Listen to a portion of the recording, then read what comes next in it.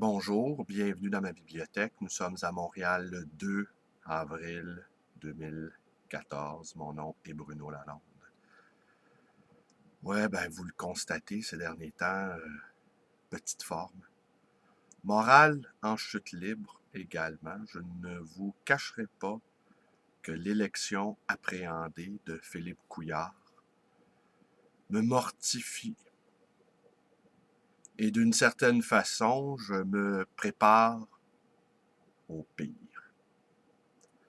Il semble bien que collectivement, nous nous apprêtions également à perpétrer un meurtre en commun, que nous allions parachever le travail de Richard Henry Band, qui a tenté de tuer Pauline Marois le 4 septembre 2012.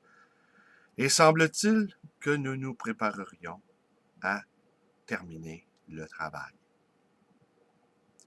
Je vais vous confier quelque chose. Vous le savez, j'ai participé à beaucoup de manifestations au cours du printemps 2012. Et c'était, comme chacun le sait, c'était très enthousiasmant. C'était euphorisant. C'était beau à voir. Mais il m'arrivait de m'en retourner chez moi et d'avoir une sourde appréhension, me disant, ce n'est peut-être pas un printemps québécois. C'est peut-être le dernier sursaut d'un peuple à l'agonie.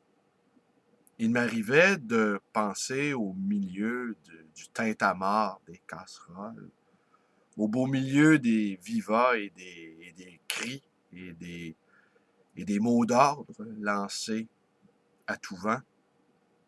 Il m'arrivait de penser que c'était là râle d'agonie, que c'était le dernier mouvement de ce corps désordonné, de ce cadavre qui bouge encore, qui est celui de notre peuple.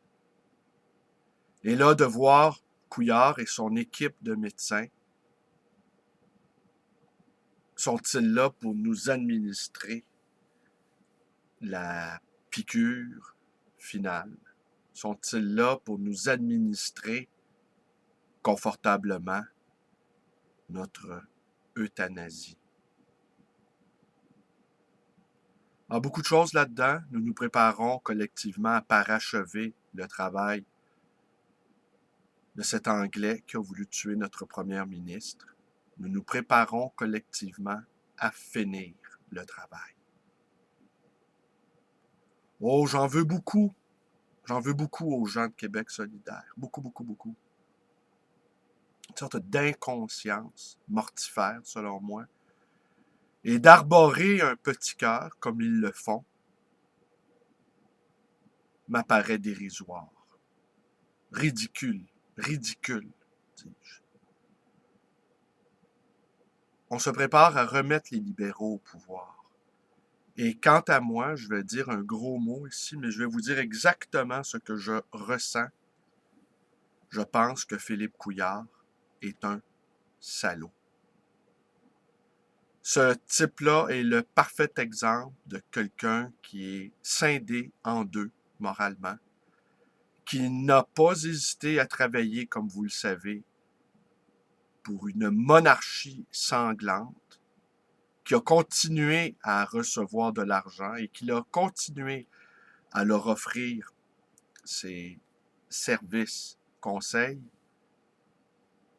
sans jamais s'interroger au fond sur la légitimité de ce régime. Et pour lui, il est capable, comme ça, de se diviser.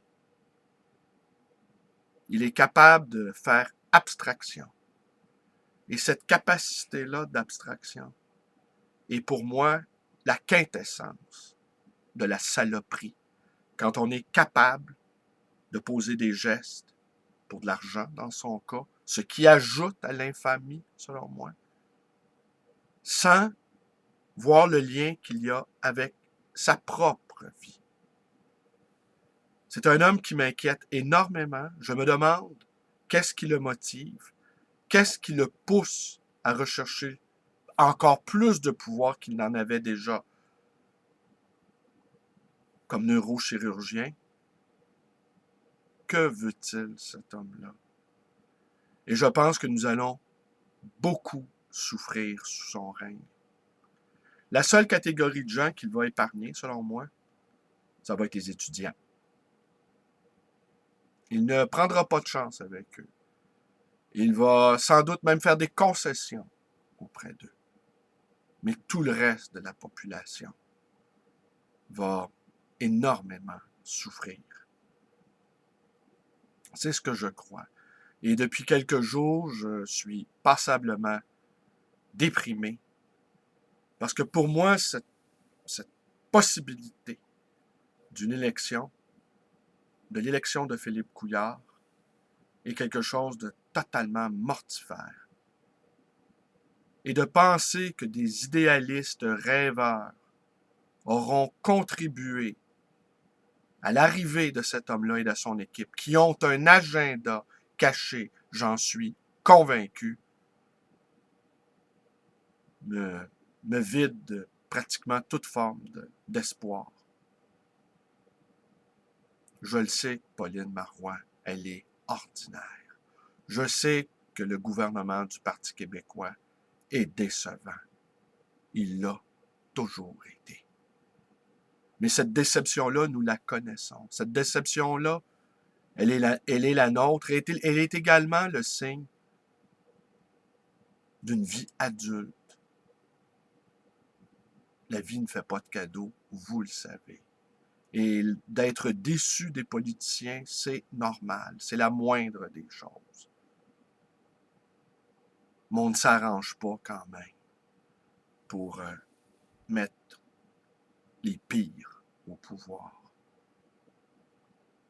Alors, plus je l'écoute, plus je le vois, plus je l'entends, moins je l'aime.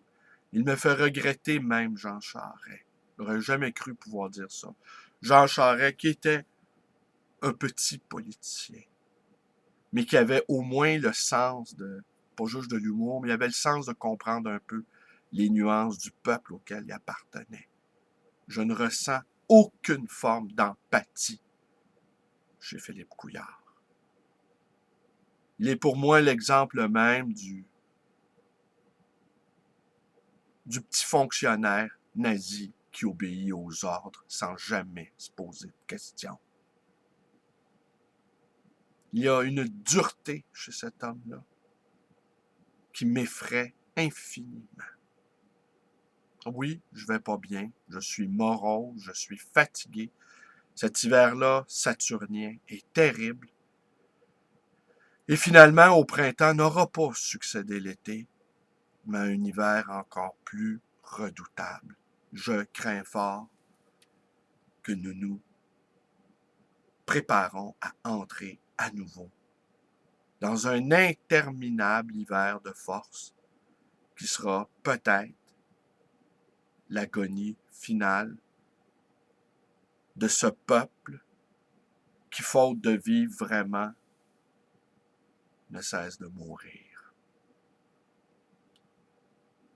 Je vous remercie d'être avec moi. Aujourd'hui, j'ai fait une vidéo pour mes amis. Et oui, j'ai quelques amis qui les écoutent et qui me les réclament même. Alors c'est pour eux que je l'ai fait. Aujourd'hui et depuis déjà quelques jours, je n'ai qu'une seule envie. C'est de me taire, c'est de me cloîtrer dans un silence de glace. C'est de ne plus penser à rien. Mais semble-t-il, je dois continuer. Parce que justement, c'est quand on n'a plus aucun espoir qu'on doit continuer. C'est ce que j'ai appris très tôt dans ma vie. Avancer au-delà de l'espérance. Parce qu'au départ, j'avais pratiquement pas grand carte dans mon jeu sur le plan personnel. Et n'eût été de mon imagination extrême et d'une grande combativité, je ne serais pas avec vous pour vous confier ce que je vous ai confié. Je vais conclure ici avec Pierre-Carl Pellado. Vous savez, mon enthousiasme a été immense, mais il y a quelque chose que j'ai réalisé. C'est que nous, les Québécois. Nous sommes un peuple tellement incapable de se mettre dans notre propre peau. Nous sommes tellement empathiques que la peur de l'anglais, la peur qu'a éprouvé le Canada anglais lors de l'arrivée de PKP, eh bien, cette peur-là, nous l'avons prise sur nous. Elle nous a été, on l'a reçue, elle nous a contaminés. Cette peur-là est devenue contagieuse et nous l'avons pris sur nous. Nous leur avons fait peur, nous leur avons fait si peur que nous avons pris sur nous cette peur-là et à notre tour, nous avons eu peur comme nous n'avons jamais eu peur. Un simple geste comme celui-là nous a jetés dans l'eau bouillante de la terreur. Merci.